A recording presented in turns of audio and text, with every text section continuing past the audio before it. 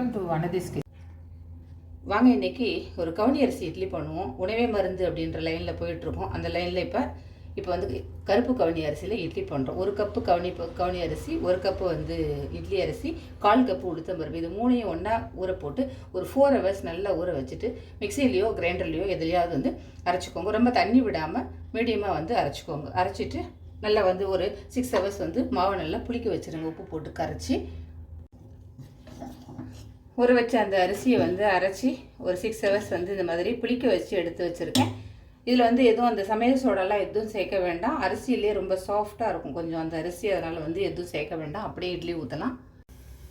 இட்லி பாத்திரத்தில் தண்ணி வச்சுட்டு இட்லி ஊற்றி வைக்கிறேன். ஒரு 7 minutesல வந்து இது வந்து வெந்து போயிடும். இட்லி வேகிற வரைக்கும் வெயிட் பண்ணுவோம். சூப்பராக இருக்கும். எடுத்து காட்டுறேன்னு பாருங்கள் எவ்வளோ சாஃப்டாக இருக்குது அப்படின்னு. வாங்க இட்லி ரெடி ஆகிடுச்சான்னு பார்க்கலாம்.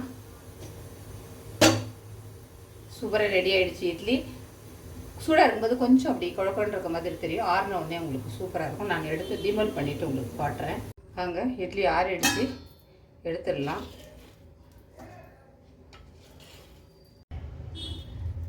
இட்லி எவ்வளோ சாஃப்டாக இருக்குது பாருங்கள். எப்படி இருக்குது பாருங்கள், சாஃப்டாக, செம்ம சாஃப்டாக இல்லை இட்லி. சூப்பராக இருக்கும். இந்த ரேஷியோவில் போட்டு இந்த மாதிரி அரைச்சி இட்லி தோசை ரெண்டுமே சூப்பராக வரும். நல்லா வந்து வெங்காய புதினா சட்னி அரைச்சிருக்கேன். இதுக்கு இந்த மாதிரி இட்லி செய்யும்போது இந்த மாதிரி சட்னிங்க அரைச்சிங்கன்னா தான் அதுக்கு காம்பினேஷன் நல்லாயிருக்கும். சாம்பார் மாதிரியோ இல்லை தண்ணியான ஒரு சட்னிங்களோ அந்த மாதிரி இருந்தால் கொஞ்சம் டேஸ்ட் நல்லா இருக்காது. ஏன்னா இதை வந்து தொட்டு சாப்பிட்டோம்னா டேஸ்ட்டுக்கு வராது. இது ரொம்ப டேஸ்ட்லெஸ்ஸாக இருக்கும். அதனால் நல்லா வந்து சட்னியில் வந்து நல்லா முழுக வச்சு சாப்பிட்டோம்னா தான் ரொம்ப நல்லாயிருக்கும். அதில் இந்த மாதிரி வெரைட்டியில் இருக்கிற சட்னிங்க, கெட்டி சட்னி, கார சட்னிங்க, அந்த மாதிரி சட்னிங்க அரைச்சிக்கோங்க. ட்ரை பண்ணி பாருங்கள். இந்த கவுனி அரிசி இட்லி எப்படி இருக்குன்னு சொல்லுங்கள். சாப்பிட்டு பார்த்துட்டு பிடிச்சுன்னா லைக் பண்ணுங்கள், ஷேர் பண்ணுங்கள், சப்ஸ்கிரைப் பண்ணுங்கள். நன்றி, வணக்கம்.